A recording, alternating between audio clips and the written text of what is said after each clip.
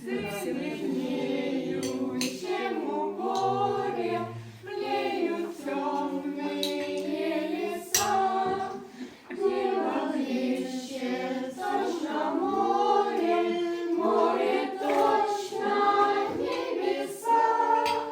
Вот напев молитв пасхальных и под звон колоколов нам летит весна из дальних, из полуденных краев.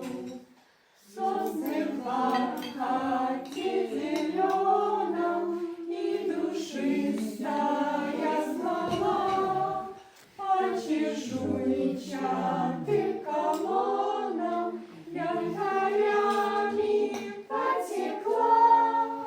И в саду на сегодня я заметил, как тайком, а Христос соловся ландыш с белокрылым мотыльком.